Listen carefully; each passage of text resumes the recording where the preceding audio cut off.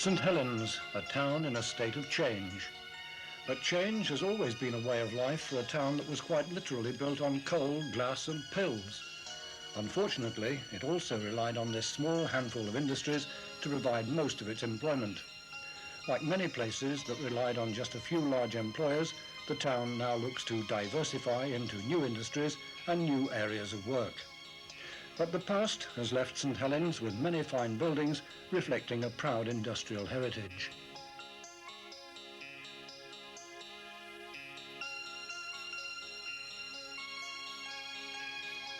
The casual observer might think that St. Helens had sprung up overnight at the height of the Industrial Revolution, but there's actually been a settlement here since the 14th century. One of the oldest buildings in the town is the Quaker Meeting House. The Quakers came to the area at the end of the 17th century and, lacking a church, they converted this former barn in the Hardshaw area into their place of worship. The simply decorated, even sparse nature of the building reflects the simplicity and purity that they looked for in their faith. One of the most famous buildings in St. Helens today, and one which dominates the town centre skyline, is the former Beecham's factory in Westfield Street. For nearly a century and a half, the Beecham's name and the production of pills and medicines has been synonymous with St. Helens. Thomas Beecham arrived in Lancashire in the middle of the 19th century. Although initially based in Wigan, he soon moved his family and his business to St. Helens. Joined by his son Joseph, the fast expanding company was soon buying land for a brand new factory.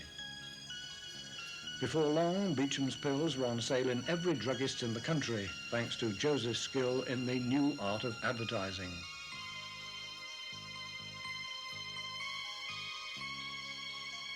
Local people were employed in ever greater numbers.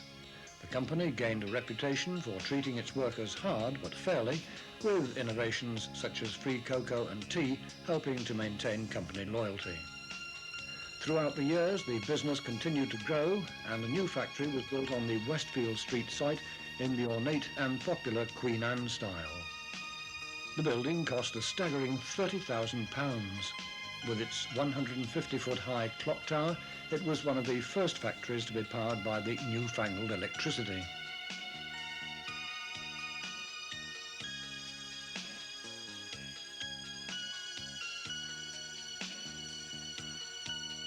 The company went from strength to strength.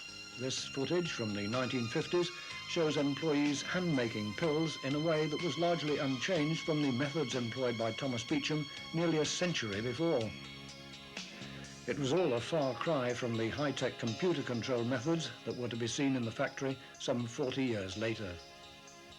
Products like Beecham's Hot Lemon, Night Nurse and Yeast Fight are still household names, and all were manufactured on the site right up to its closure in late 1994.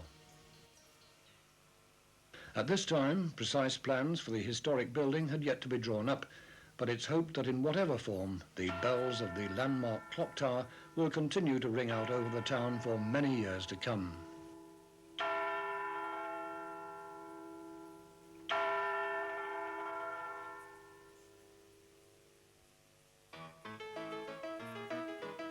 Coal mining was the second of St. Helens' great industries.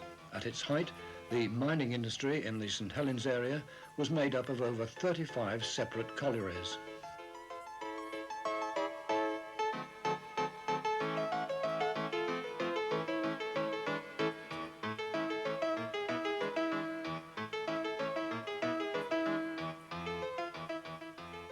This very early film from 1910 shows scenes from a typical working day in a St. Helens mine. At the start of each shift, every miner would collect his davy lamp before getting into cramped cages for the long, dark descent to the coalface.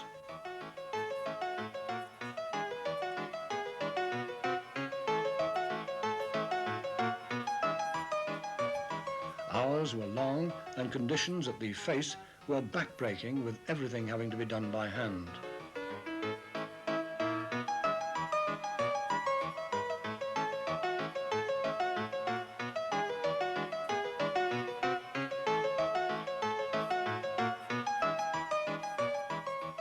On the surface, things weren't much better.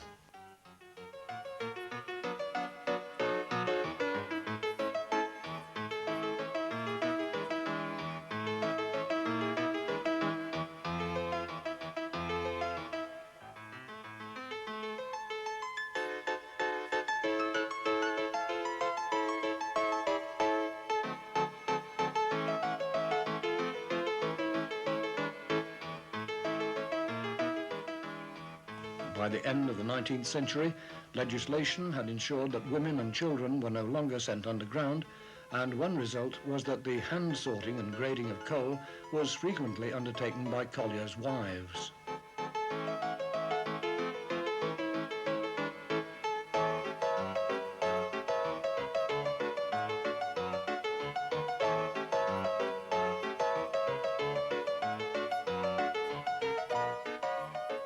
These rare scenes show women colliery workers from the St Helens area undertaking a whole range of surface tasks, including shifting pit props, sorting the coal on a conveyor, and moving around the heavy coal tubs. It was not uncommon for whole families, mothers, fathers and children, to work at the same pit.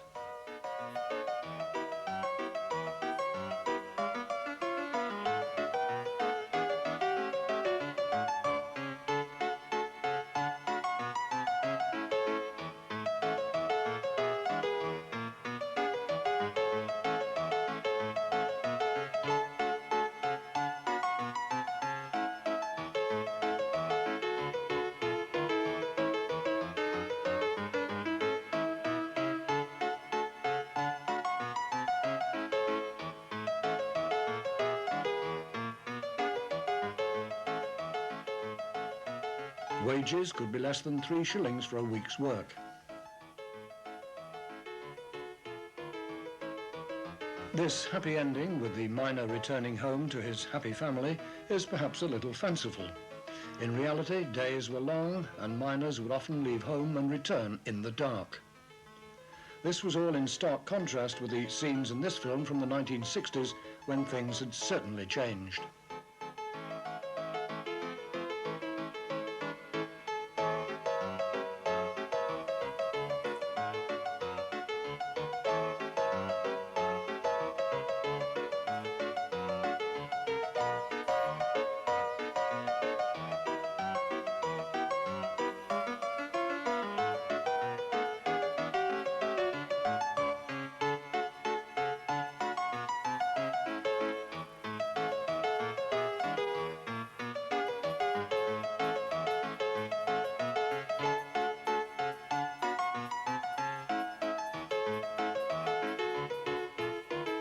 The cutting and moving of coal had been almost completely mechanized.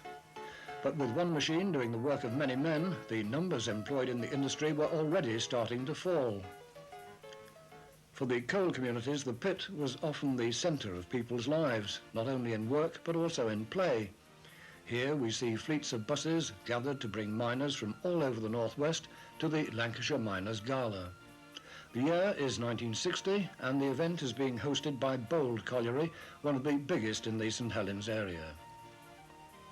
Trade union banners are proudly marched through the streets, and even the typical Lancashire weather wasn't going to dampen the spirits.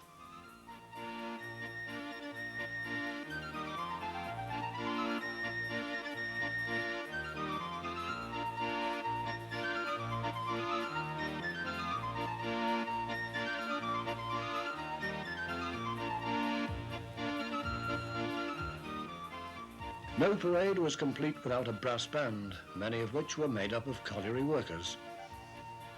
But such events were more than parades for the miners. Whole families would come along to participate in an event that was part sports day and part carnival.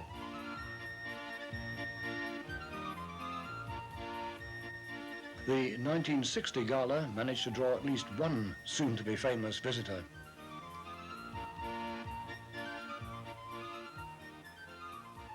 Sports, games, a travelling fairground and traditional Lancashire Morris dancing were all on show for the thousands of visitors who thronged to the event.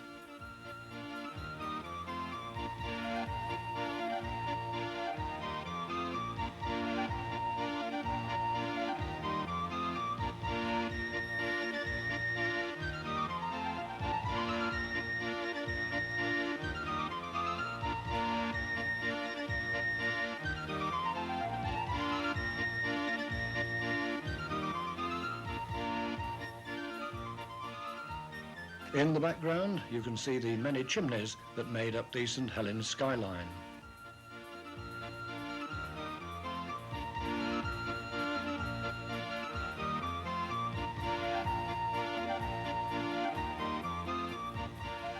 And, a rare sight these days, a beauty contest.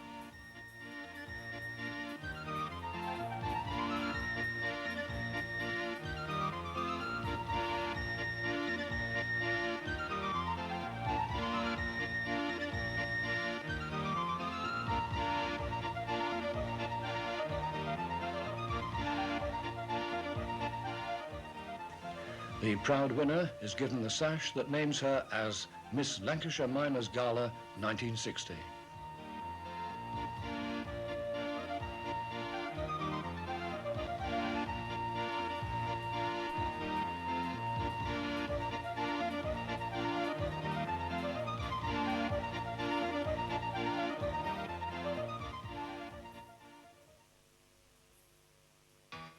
Glassmaking has been going on in St. Helens since the arrival in the town of the British Plate Glassmaking Company in 1773. At one time, the area could boast 15 glassworks. It is, however, the name of William Pilkington, who came to St. Helens in 1826, that has made glassmaking in the town famous throughout the world. In this extremely rare film, we can see the arrival of King George V and Queen Mary at the Pilkington Brothers Cowley Hill Works in 1913. Note the formal clothes and especially the ladies' large hats.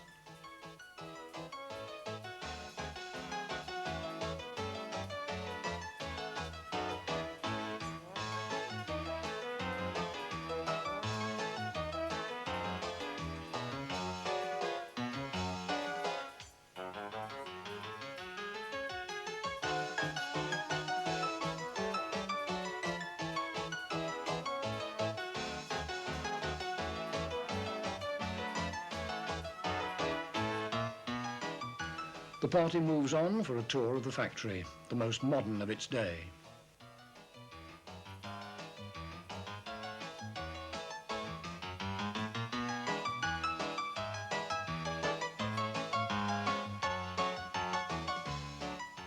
At a time when the British Empire stretched around the world, Pilkington glass was already being exported to all 5 continents.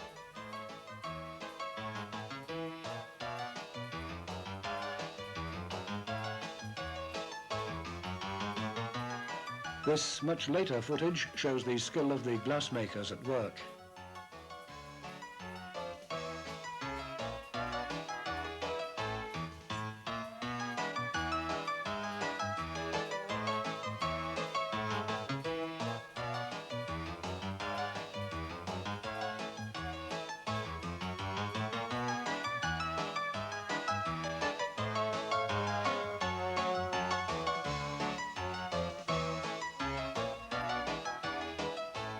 The traditional practice of blowing the glass is much in evidence.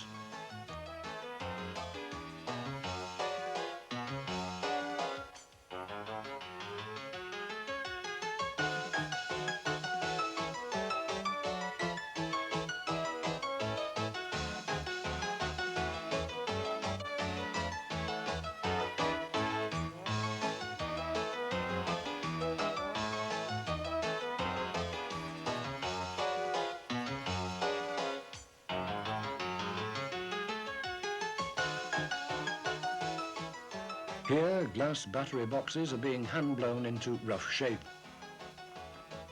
The still molten glass is then formed into a box by pressing into a mould.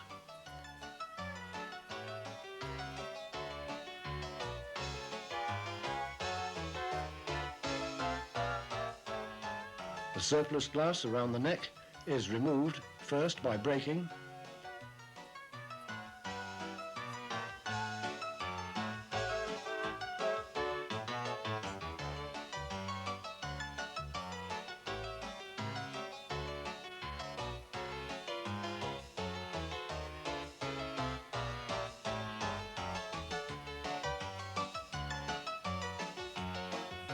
then by cutting before the edge is ground down smooth. Despite the high level of traditional skill required to make such complex objects, the manufacture of plate glass was by now highly mechanized.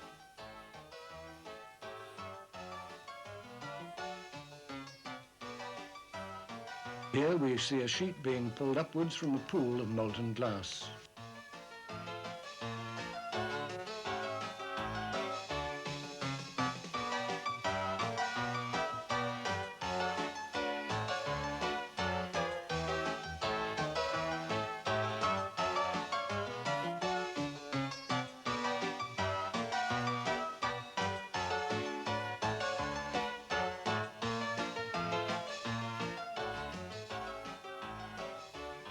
The ribbon of glass is scored by a cutter and the sheet separated and carried away before being trimmed down to size.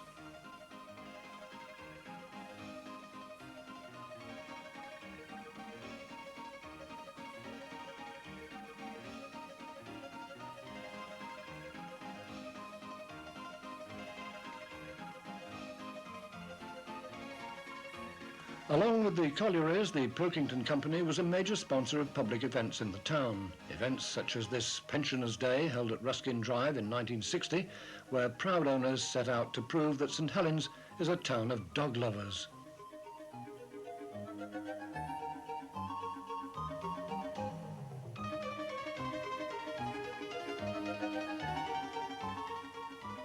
Another Pilkington-sponsored event, once again at Ruskin Drive during the long hot summers of the early 60s. Fruit and flowers are proudly displayed.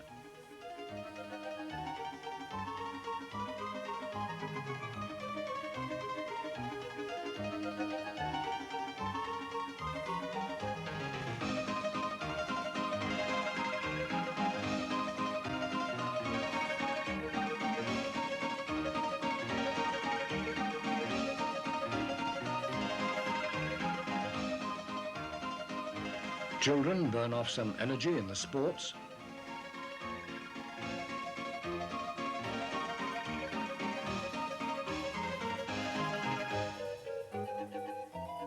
For those of more mature years, there are the gentler pastimes of cricket and bowls.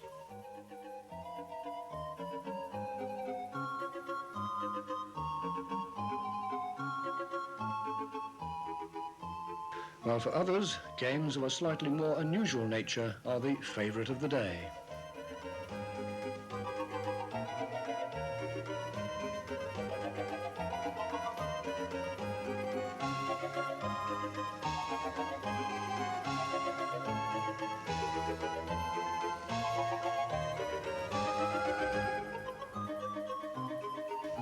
Nearby Prescott in the 1930s, and we see a series of parades from the era as the locals let their hair down.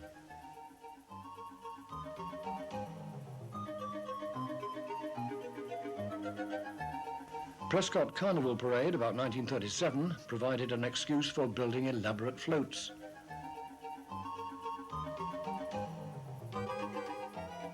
And for some of the town's more eccentric residents to show off before the community.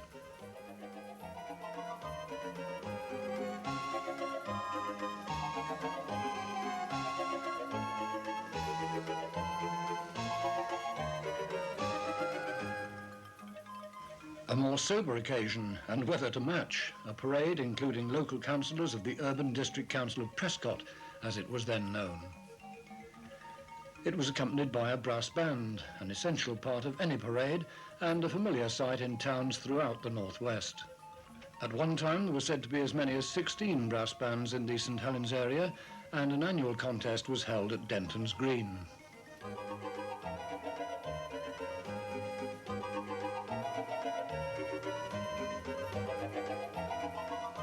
Another Prescott parade, also in the late 30s, this time children on a Whitsunday walk, complete with the traditional Rose Queens. How many of these young Prescott children are still living in the area today? Many would now be close to drawing their pension.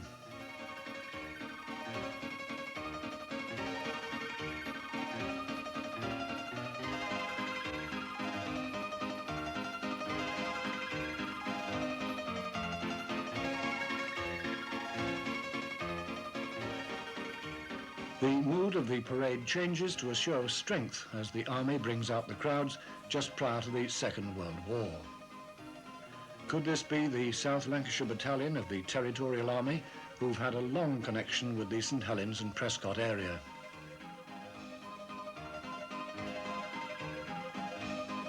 Processions, whether for a great occasion or just an ordinary church parade, would always draw a large crowd.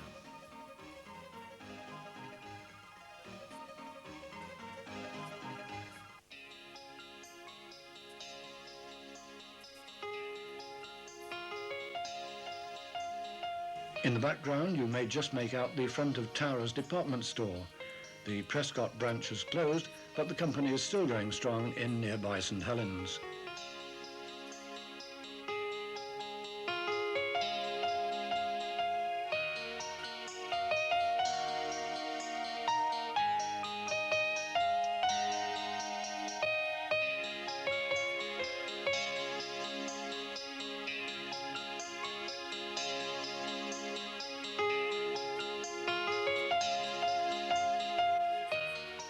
Another parade of councillors. Such parades of civic dignitaries seemed a far more common sight before the war.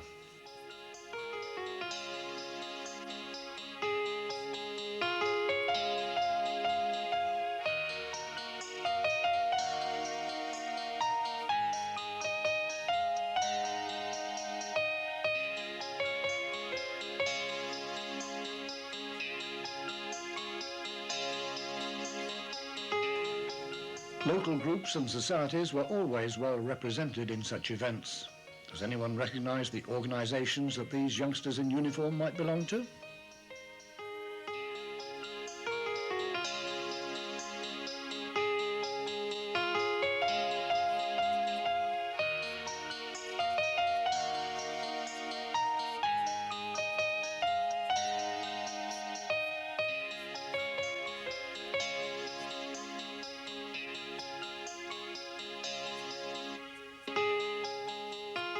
Many processions were a prelude to a sports or gala day. This impromptu game seems to be a variation on the French sport of boulet. Raining again, and another civic parade in Prescott, this time in the late 1930s. Once again, uniformed organisations are much in evidence.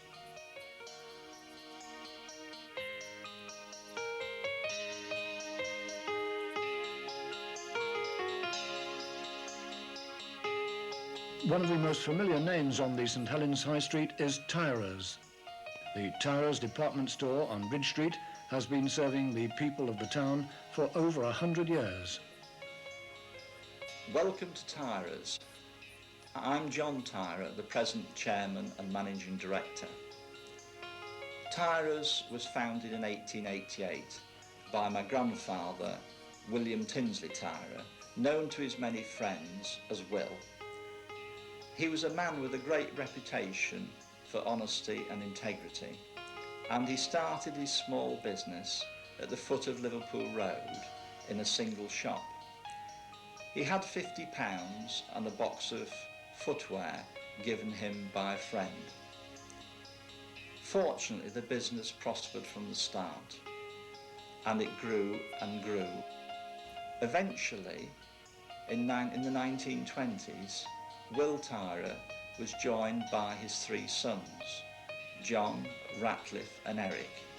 Over the years, we have experimented with branches in different places, and one of the first branches we opened was our Prescott shop, and we've traded in Prescott for many, many years, and indeed old Prescotians still today refer to Tyra's in Prescott. During the 1950s, we were informed that our building in Liverpool Road would have to be demolished for road improvement. Fortunately, we were able to acquire the present site in Bridge Street, and in 1960 we opened a purpose-built department store. We have traded well here in Bridge Street, and in 1979 we continued the process of development and added another floor to provide a studio restaurant and hairdressing salon. I believe that shops and shopping to be an essential part of the social life of a community, and the Satira family have always taken an interest in St Helens and its life. In 1951, for the Festival of Britain, the town held a show in the town hall in which we participated, and we also provided a fashion parade in a marquee in the town centre. In 1968, we took part in the procession. Over the years, we have tried to bring to St Helens something a bit out of the ordinary in the way of clothing and fashion. And I feel that the success of the business proves that our ideas have been right, coupled with the tradition of service and value established by my grandfather Will. Recently, my daughter Ali has decided to come into the business and join me, and she firmly believes in these old ideals and will continue in the tradition of her great-grandfather Will Tyra. Crowds gather for a number of street processions from the late 50s and early 60s.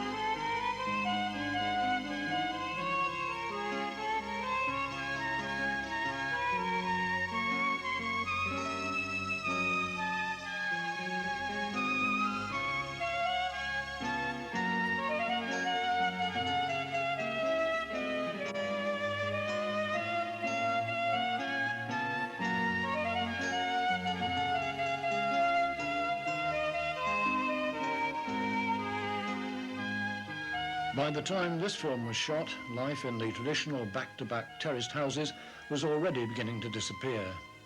As the town thrived and prospered in the 19th century, the demand for workers' housing had grown steadily. The now familiar rows of terraces were springing up all over the town. Many of these streets would soon be cleared to make way for new estates. During the 60s especially, whole communities would be uprooted and moved. St Helens gained its town status in 1868 with the granting of its municipal charter, and 100 years later the citizens were determined to celebrate the civic centenary. A great procession took over the whole town. Huge amounts of time, effort and imagination were put into making elaborate floats on every imaginable theme. Weeks of work for just one day's celebration.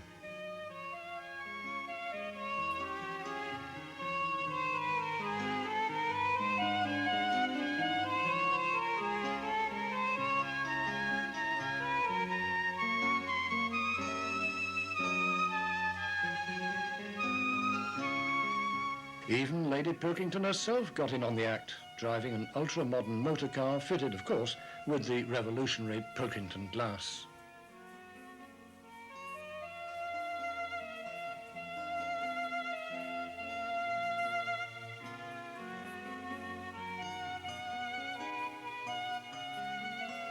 With so many participants, it's surprising that there was anyone left to watch. Were you here in 1968? Look carefully, because you or your friends may be in the film. Would your children or grandchildren recognize you?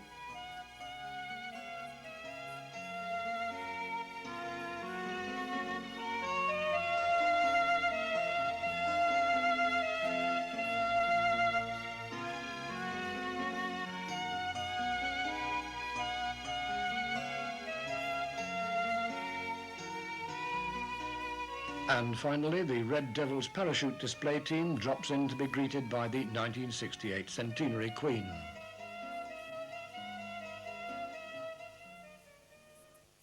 One thing that would continue to hold the community together was the town's passion for rugby league. The Saints have been the pride of the town since their breakaway from the rugby union at the end of the last century. As many as 30,000 fans once turned out to welcome the team home from their victory in the Rugby League Cup final in 1956 when they beat Halifax. Halifax in the hoop jerseys kick off against St Helens in the Rugby League Cup final at Wembley. St Helens scrum half Rhodes has the ball. He back heels to McIntyre, back to Cornelius, but Kylty stops him. Halifax attacking.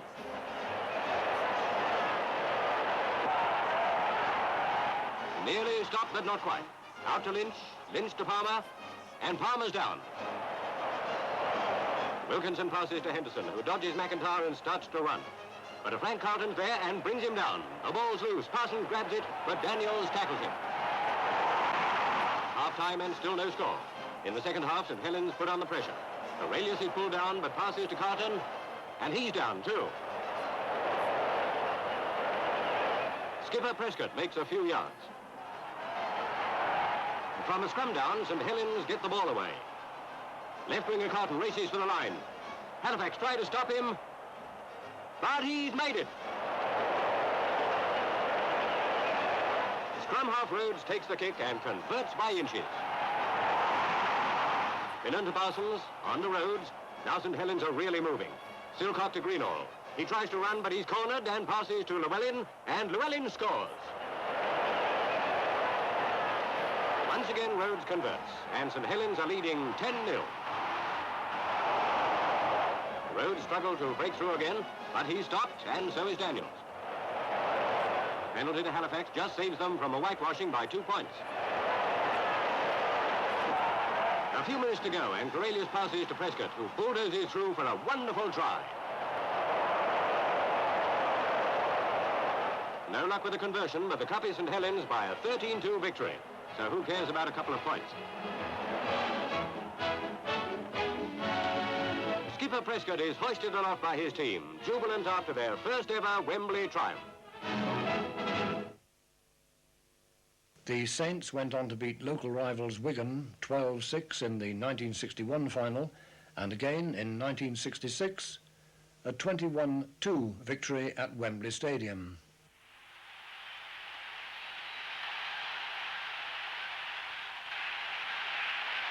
Among the try scorers were the great names of Murphy, Mantle and Colleen.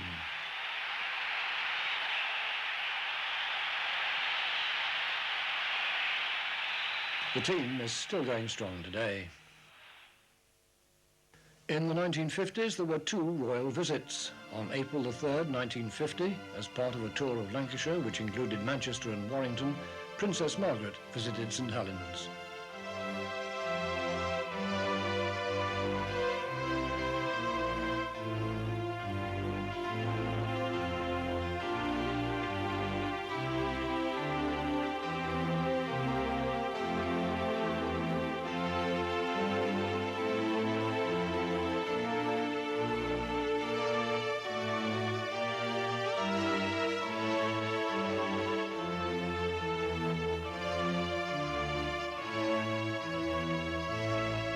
On October the 25th, 1954, the Queen and the Duke of Edinburgh visited the town as part of their tour of Lancashire.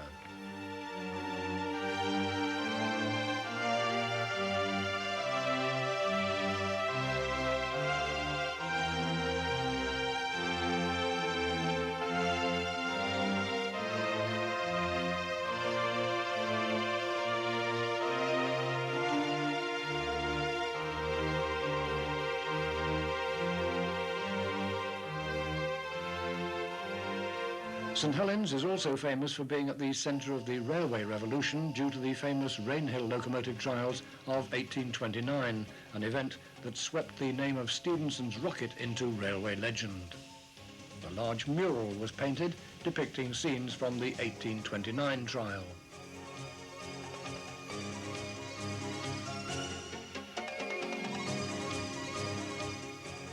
There was a carnival atmosphere as houses and streets were decorated, and floats were constructed for a great procession.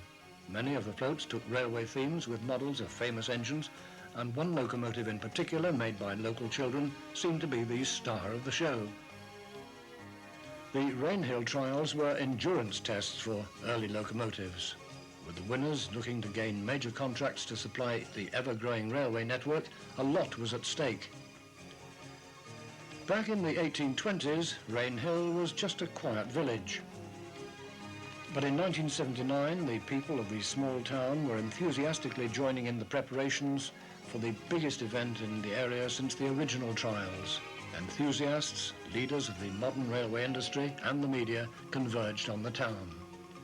For a few days, Rainhill would once again be the centre of the railway world.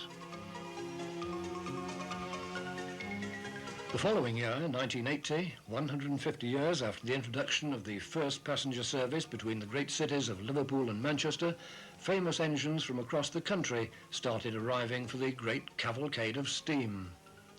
30 historic locomotives ready for the big event were marshalled in sidings close to Bold Colliery.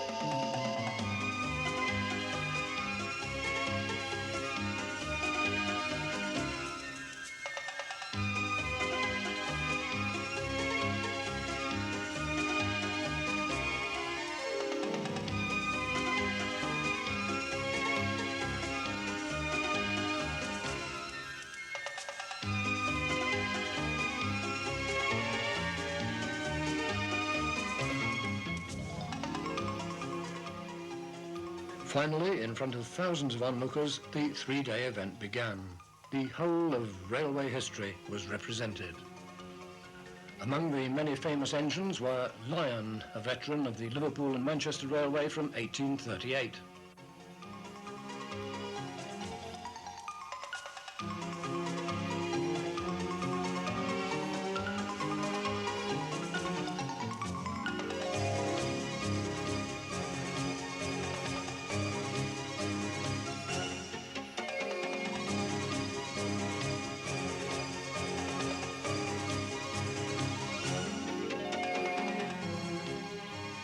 Hardwick was one of the fastest engines in its day, reaching 67 miles an hour, a staggering speed for 1895.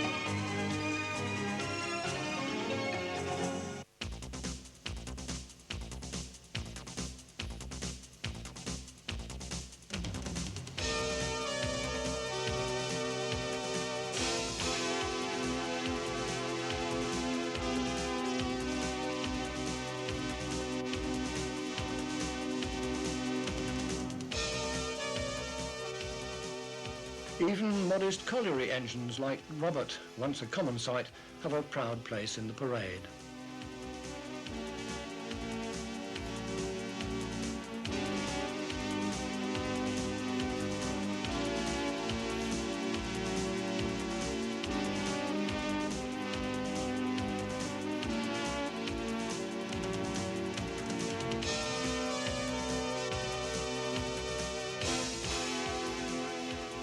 On the subject of speed, the sleek and powerful lines of the Sir Nigel Gresley, made to the same design as Mallard, the engine which still holds the world record as the fastest steam locomotive ever.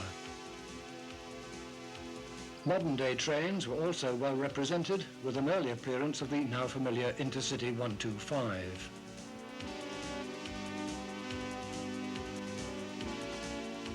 And the ill-fated APT, the Advanced Passenger Train, which, despite its 21st century technology, was short-lived in service.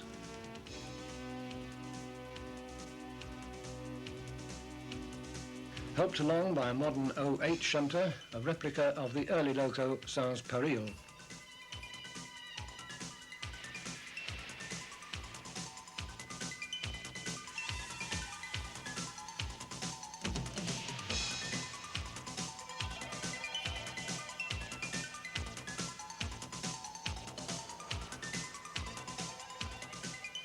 And pride of place in the parade, the engine that everyone had come to see. Rocket is probably one of the best-known steam engines of all time, and in 1979, a full-size replica, complete with a copy of its original coach, steamed along the straight at Rainhill.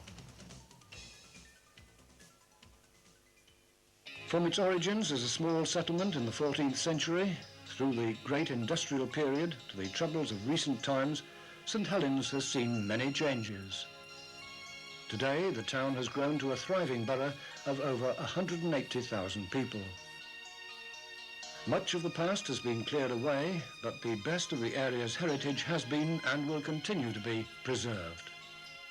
Efforts are underway to revitalise the town, and with good communications and an eager workforce, St Helens can look forward to a bright future.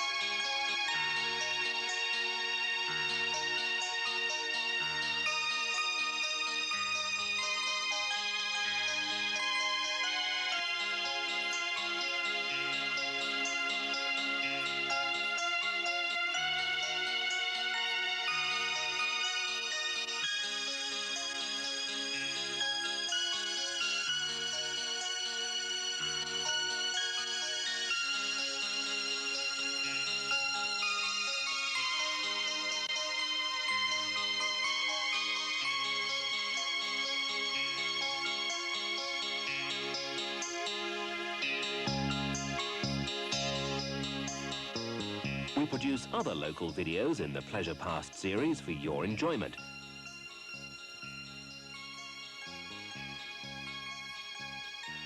Liverpool, memories of a vibrant city in the 1920s and 1930s.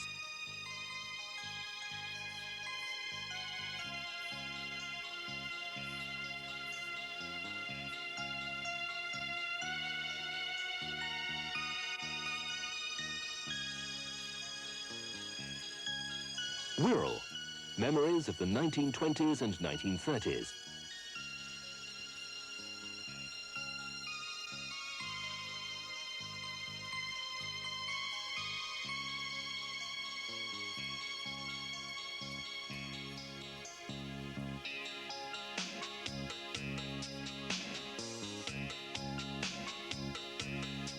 Chester memories from the 1920s up to today.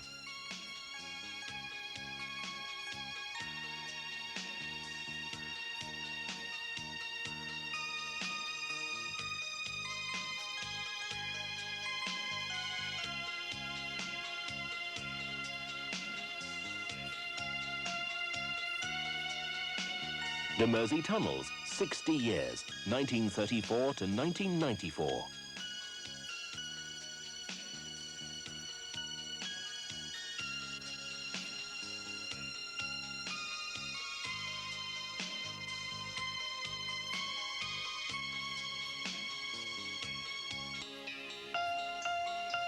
The story of Birkenhead Tramways, 1860 to 1993.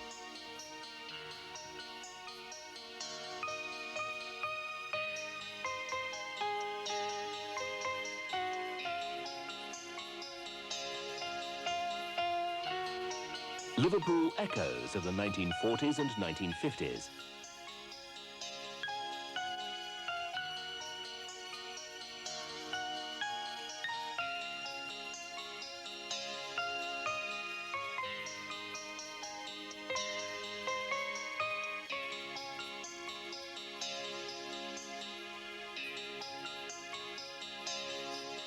Liverpool, the swinging 60s.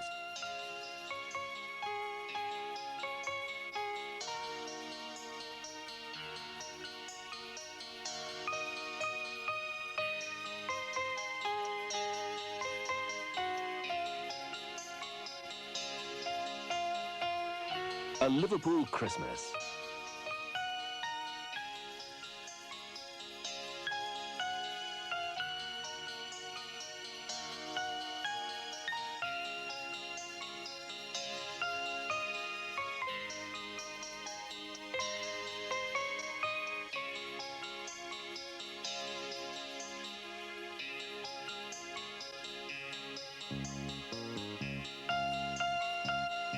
Southport, memories of a seaside town.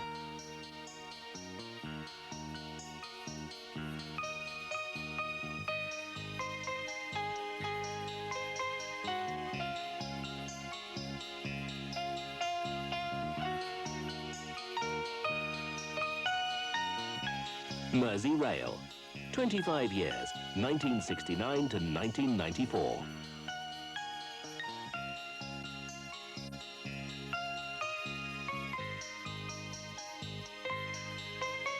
Wirral, memories of the 1960s and 1970s.